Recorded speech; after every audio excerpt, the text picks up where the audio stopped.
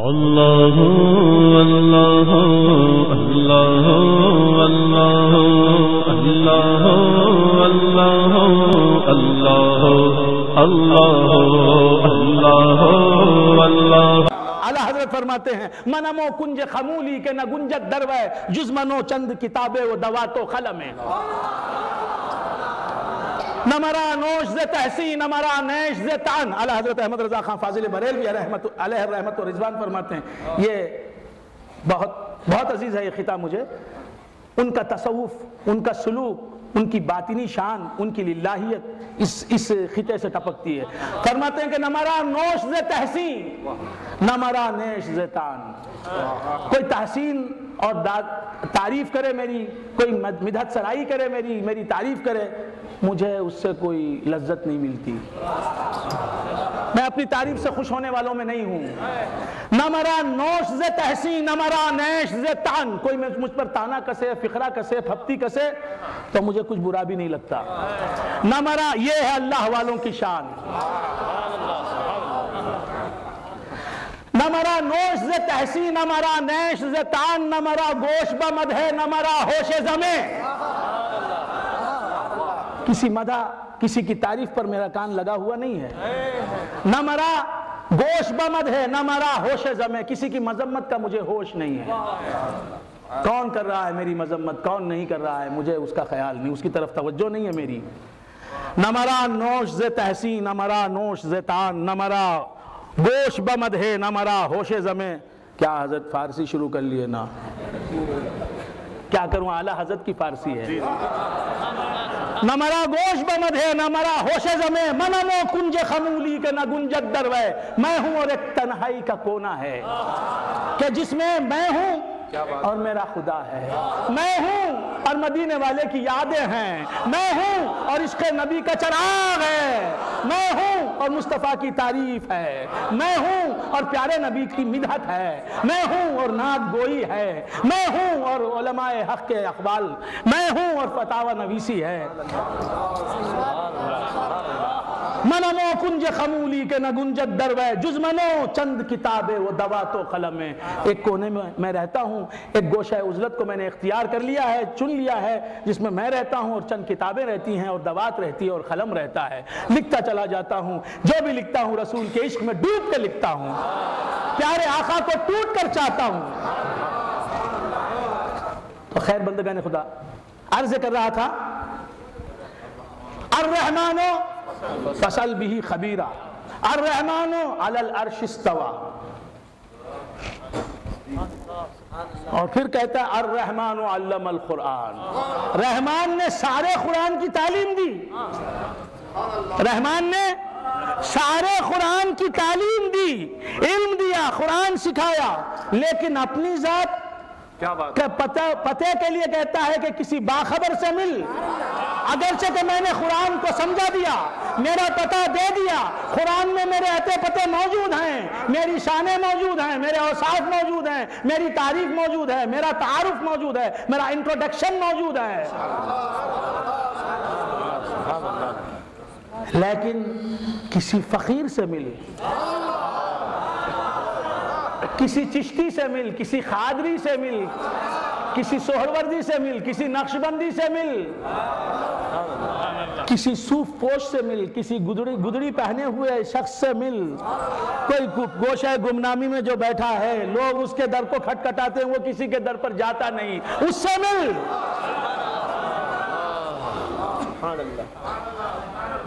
تو بندگان خدا عرض کر رہا تھا الرحمن علم القرآن، رحمان کون ہے؟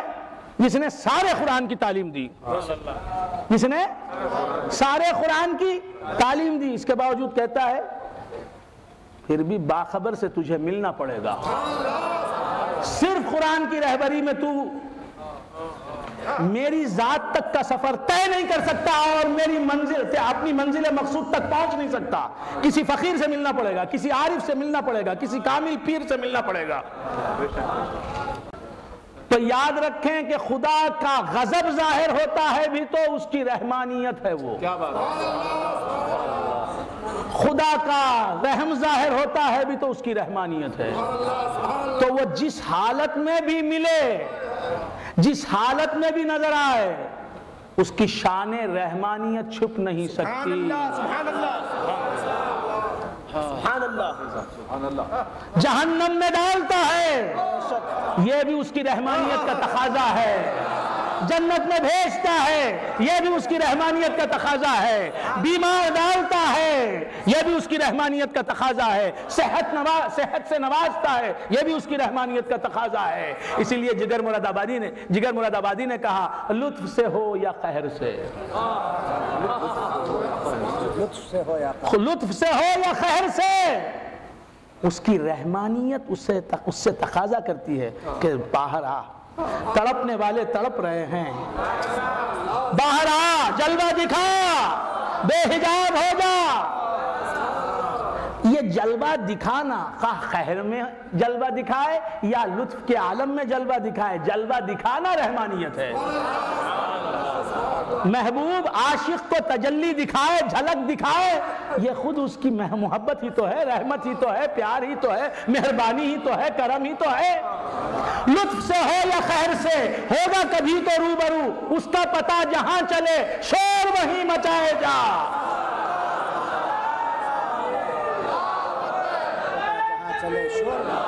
لطف سے ہو یا قہر سے، ہوگا کبھی تو روبرو، اس کا پتہ جہاں چلے شور وہیں مچائے جا. اسی لیے اس شاخ کہتے ہیں مولا اگر تو جنت میں بھیجے بھی تو ہم واشوخا بول کے چلے جائیں گے، اگر تو یہ کہے کہ جہنم میں جا تو ہم کود جائیں گے جہنم میں بھی، اس لیے کہ جہنم تیرے غضب کا مظہر ہے.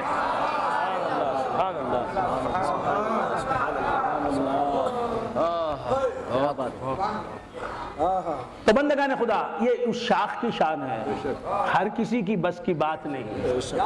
تو بندگان خدا عرض کر رہا تھا الرحمن علم القرآن. رحمان کون ہے؟ جس نے قرآن کی تعلیم دی، جس نے قرآن کی تعلیم دی. میں نے پوچھا پروردگارہ قرآن کی تعلیم دینا اپنے ذمہ کیوں کر لیا؟ توریت کی تعلیم خود نہیں دی. سبحان اللہ سبحان اللہ سبحان اللہ سبحان اللہ. جہاں تک میں نے پڑھی ہیں حدیثیں، جہاں تک میں نے پڑھی ہیں احادیث، جہاں تک میں نے پڑھی ہیں تفسیریں، تفسیر ساوی پڑھی، تفسیر مدارک پڑھی، تفسیر خازن پڑھی، تفسیر بیضاوی پڑھی، کتنی تفسیریں پڑھی. جہاں تک میں نے قرآن پڑھا، غور کیا، بزرگوں کی صحبت میں رہا، جوتیاں سیدھی کی. سب سے بڑے بزرگ تو ہمارے بزرگ ہیں. ارے ان کے آستانے پر پڑھے رہے، کیا کتابیں پڑھتے.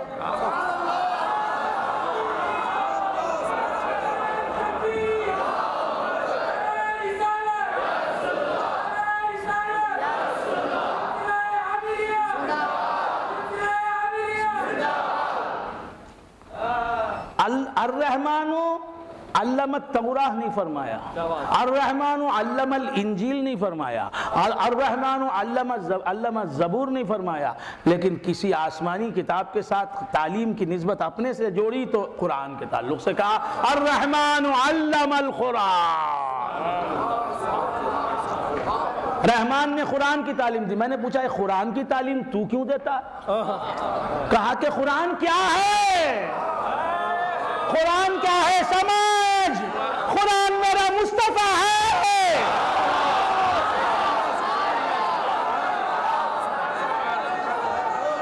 قرآن میرا پیارا حبیب ہے. سبحان اللہ.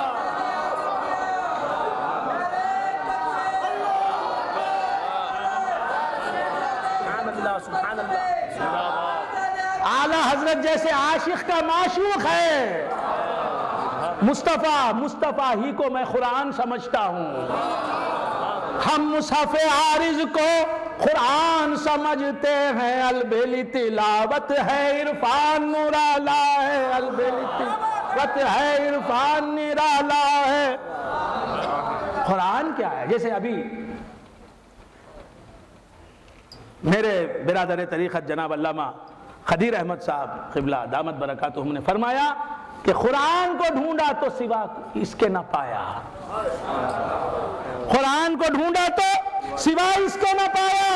ہے بولتا قرآن سرا پائے محمد، ہے بولتا قرآن سراپا محمد. اگر قرآن مصحف کے شکل میں آ جائے اسے قرآن کہتے ہیں, کلام الہی کہتے ہیں. جب وہ انسانی شکل میں آ جائے اسی کو عبداللہ کا پوت آمینہ کا جایا کہتے ہیں.